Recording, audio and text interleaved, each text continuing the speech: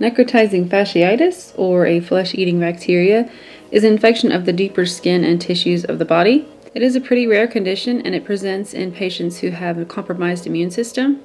I sound pretty fancy there. I knew nursing school would pay off someday.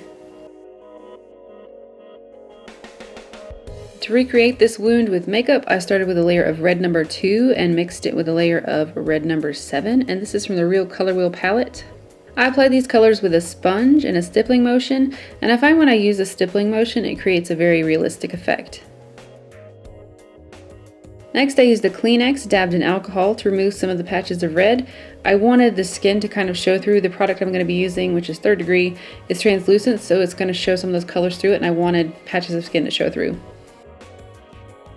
To create more dimension in the wound, I used 3rd Degree, and you could also use liquid latex or gelatin would work especially well for this. Use what you have, as I've always said, and what you want to do is apply the 3rd Degree in small areas, and you want to do this because it sets very quickly. And with this spatula, I just started creating kind of holes in the 3rd Degree, kind of like divots on a golf course. I really wanted it to look like the flesh had been eaten away by the bacteria.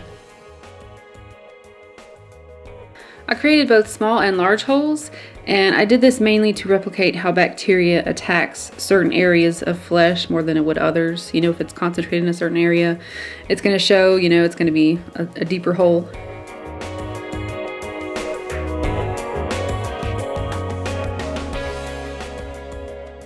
Once the 3rd Degree is set, I went in with the alcohol activated paints again, and I just outlined the holes with a little bit of like red and black to give it more depth, kind of a burgundy color.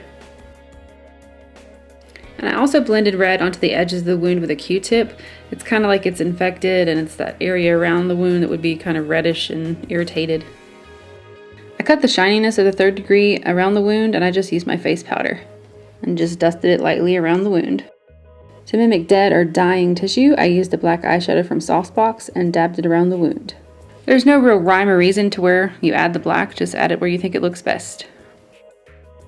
One of the last steps is to add fake blood, and I do have a homemade recipe for this below in the info box if you'd like to check that out. And basically I just use Q-tips to dab it into the holes and around the areas in the wound.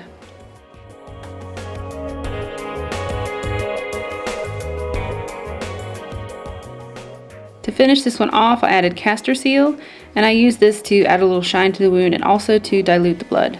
The blood can get a little dark, especially if it dries dark. Okay guys, that's it for this flesh-eating bacteria necrotizing fasciitis tutorial. I hope you enjoyed it. I enjoyed making it. And if you did enjoy it, please, again, thumbs up and like me on Facebook and Twitter.